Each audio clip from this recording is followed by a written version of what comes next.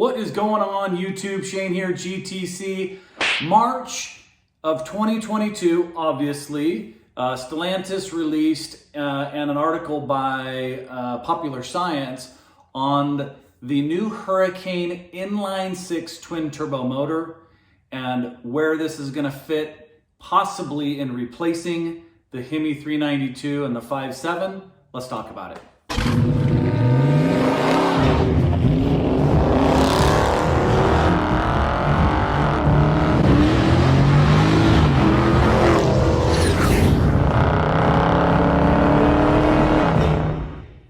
All right, so I believe March 25th, 2022, Stellantis released an article. I'm going to reference both those below. Forgive me if I have a couple of errors, but what I understand is that there is a new motor called the Hurricane motor. And in my Jeep Wrangler that is just out of the camera view here, we have the 2-liter inline with the turbo on it.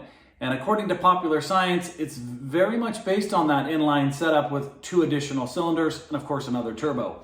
Now, what I'm thinking is because 50% of the fleet by the end of the decade needs to be electrified and go to EV, they also need to continue to work on efficiency and bridge that gap between those true enthusiasts that love the internal combustion engine and of course the sunsetting of the 392 and the 5.7 and the Hellcat motor, etc. So this is going to bridge that, I think, until eventually someday they have a completely electrified fleet, or maybe not, I don't know. But this motor, as I understand it, is an inline-6, 2 smaller twin turbos. Now, I think they're gonna have, according to the Popular Science article, they're gonna have 2 versions.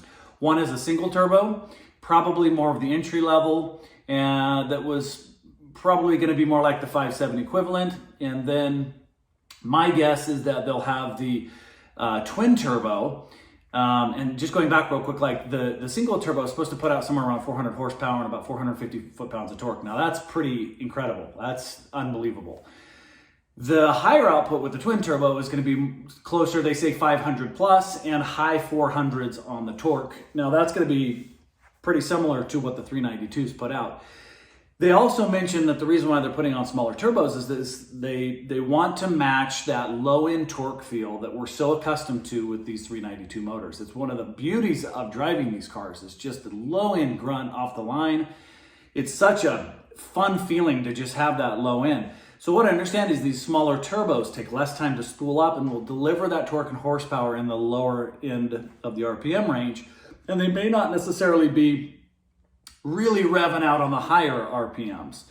So those are the 2 motors that they're looking at. It'll be interesting to see where they put these, when they start putting these in. And also, are they gonna, take a little bit of weight off these cars? But I don't know how I feel about it. The 6s are great. The Inline-6, I mean, the BMWs have got them. The Kia Stinger's got a turbo 6. Look, they're incredible engines. It's just not gonna deliver the V8 feel. So I'm curious to see what the reaction will be to the true enthusiast muscle car community. I thought it was an interesting article. I'm glad they're at least thinking about remaining in the internal combustion engine and putting out some high output motors. I'm sure they can be tuned and put out tons of power. So I want your thoughts. Also check out Stellantis. They just committed a $5 billion into their EV, sort of global plan. And so if you're into the stock market and maybe looking at investing, it looks like they're pretty committed to sort of that Tesla model where they're going to be building some plants and churning out lots and lots of batteries.